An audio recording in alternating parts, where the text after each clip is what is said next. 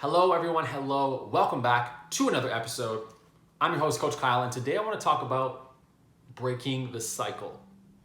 Breaking the cycle and how the concept is looked at, I think, in a little bit too nonchalant way. It's becoming a little too common in the sense that we think it's going to be easy. And how I tried to do that, how I failed, what I had to do to come out of that failure, and where I am today and how I got here. So, my cycle breaking, the cycle that I wanted to break was and is anger. I didn't want to mimic that or repeat that pattern, so I chose to break the cycle. That was my thought process, okay? Breaking the cycle. I thought that was enough. What I thought was, just don't be angry, right? Just don't be angry. Or for some, maybe it's just don't drink, or just don't do drugs, or just don't be abusive. Right? Just don't do those things because, well, you've broken the cycle at that point. Let me tell you a story. Growing up, I was surrounded by anger, which anger then turned into rage. And what that looked like was a lot of screaming, a lot of yelling, a lot of verbal abuse, a lot of disrespect to my family members, to myself, to my brothers and sisters and mom. It was insane. And through that process, as a child, you're powerless and you know it. On some level, you're just standing there, you're watching it happen and you're powerless. There's nothing for you to do. Now me as a boy, I felt like on some level I needed to be a man in the situation. But still, in fight, flight, or freeze, every time, and I was again like 8 or 9, I froze. I just watched. My analytical brain was observing. It was taking it all in. It's a lot of adrenaline pumping, but I was still able to see what was going on. And I remember so many scenarios looking back where I can specifically remember where I was, what was happening, and how excessive the anger and rage was. It's very easy for me to recall that. Moving through that space as a young child, as a young lad, anger was a problem for me then because it was surrounding me. It was where my environment was. So much so, I ended up taking anger management classes. And I laugh because I barely took them. I was too angry to take the anger management classes, so I stopped going. I refused to go. They were not for me. It was hilarious. That probably wasn't the best decision looking back, but hey, I was young, I was naive, and I was just, like I said, I was too angry. Now fast forward many years to my first real committed relationship. At this point, I thought I had broken the cycle in the sense of I wasn't angry anymore. In my first real committed relationship, I was 16 years old, and through the process of being together for years, I did not know until very recently that put in the right environment, if that space is not healed, it will show up. And I didn't know that. I was 16, so sure enough, anger shows up. I start to have a feeling of rage. Just inside of me, I felt like it was boiling up. It never turned into anything towards necessarily the person. What ended up happening was I self-inflicted. Because I saw growing up, the cycle was yell at other people to get them to do what you want. So I thought, okay, well, just don't yell at people. Simple. Don't ragefully come at somebody. The problem was my mind decided to do it a different way. I decided that I would self-inflict. So I would hit myself, or I would hit something, I would hit an object. And that was my form of what they were doing because I decided that wasn't the way, but my mind said, okay, well then do this way instead. It came up with a different option. So much so that I can clearly remember many holes in walls. And for some reason as men, we like to think we can punch concrete. I don't really know what that's about because it's concrete. We think we're indestructible. We're not. But that's how far it goes. Very misunderstood. And what I learned from that was that I hadn't broken the cycle. I wasn't anywhere near it. In fact, I was in the dead center middle of it. And so fast forward into new relationships, new timelines, new cities, breaking the cycle was still something I thought was enough. So incredibly naive. I still thought I would just break the cycle. Until very recently, I came across a new understanding of this and realized that I actually stopped thinking that way a while ago.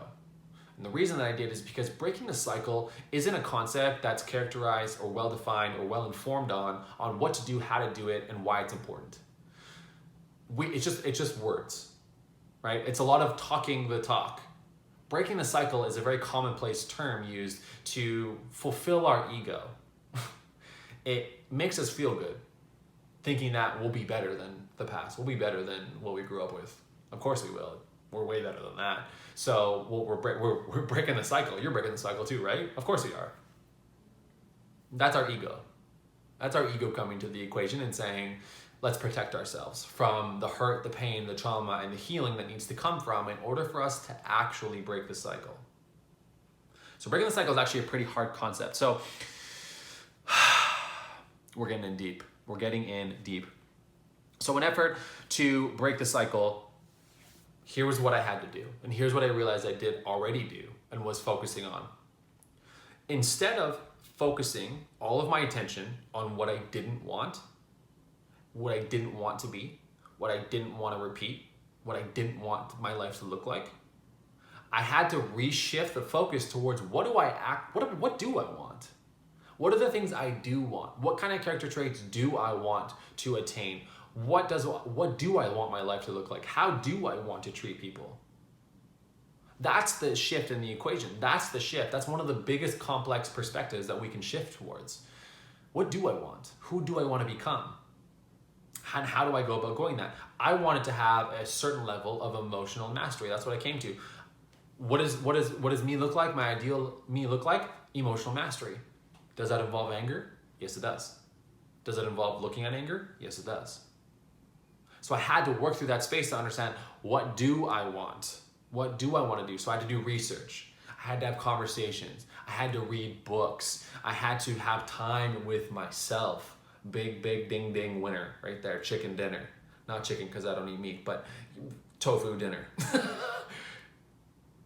I had to do the research. I had to do the work. I had to be away from everyone for some time. I had to leave the situation. I had to do me. I had to look at it from my own perspective, from myself, deep within myself, in order to heal that. It wasn't necessarily from just an external source. It was a lot of me having compassion and grace for the process and knowing that I don't want to focus anymore on what I don't want. I want to focus on what I do want and who I do want to be. Because that feels a lot more empowering than the other space does. And in fact, it is. Looking back and saying I don't want to be that is limiting. Keeps you in a box. But if you look over here and say, what do I want to be? You feel empowered. You stand taller. You feel joyful. You feel energetic. You feel like you're working towards something. Not trying to work away from something. Does that make sense? In this process, I don't want you to think that I'm over here saying don't break the cycle. Because that's not the case. In fact, I implore you to. But what I am saying is, don't just talk the talk. Walk the walk. Don't just talk the talk about breaking the cycle. Walk the walk about doing the work behind that to get there. Now, that might sound a little forward, but a great coach doesn't tell you what you want to hear, tells you what you need to hear. And sometimes in this process of doing this, we need to understand that this takes work, that there is a lot more involved than we've ever given it credit for. Doesn't mean we're not making progress, but it does mean that talking is not going to get us anywhere. In the realm of saying I'm breaking the cycle, talking, of course, having a conversation with somebody about it is going to provide you with a lot of value. That was my mistake. I apologize. That's not what I meant to say. But it's a complicated space. It's very complicated, as you can tell. So for me, I've come a long way. Now, what I don't say now is I'm not an angry person, or that I don't get angry. I don't say those things because anger is a tool. Like anything else, anger can be used as a tool. The problem, though, is that if I didn't do the work, I would be, and let me rephrase, if I chose to stay in the realm of I'm breaking the cycle, I would live from a space of reactivity. And when we live from a space of reactivity, we constantly have the door open for our shadow to come through, for our shadow self to show up. We're in a space of reactivity.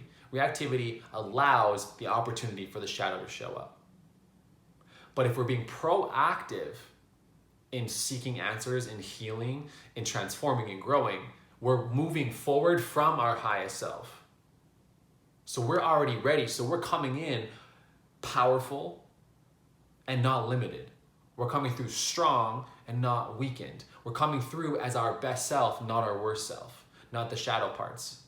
The shadow is important, but if you open up the door constantly to it, it will show up and it will beat you. It will take over. That's reactivity.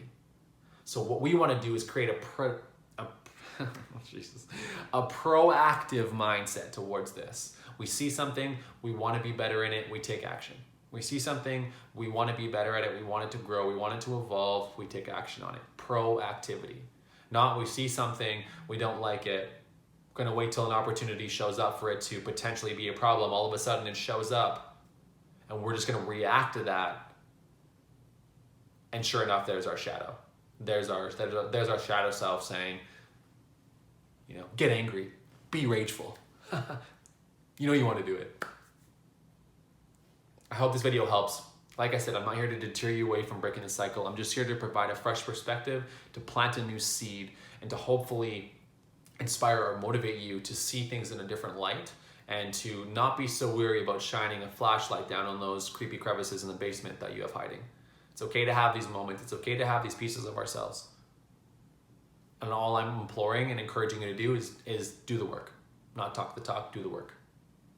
I promise you it will be more than worth it, and I promise you are more than capable of doing the work. As always, I'm your host, Coach Kyle. I appreciate you watching. Why do I do this? What is this? This is not what I do in real life. I appreciate you watching. If you want to know more, or if you want to have a conversation, or if you feel inclined, you want to work with me on a one-on-one coaching basis, go to my About slide, my About tab in the YouTube. It'll say book a session. Click on that. It'll take you to a link. Book with me right away. The first session will be free. So that's how you can find me for my coaching. All my social links will be tagged below. I appreciate you watching. Like I said, I hope this helped. I hope it provided value. This is what I'm here for. A good coach tells you what you need to hear, not what you want to hear. I appreciate you. Have the most blessed day, and I will see you in the next video. Why don't you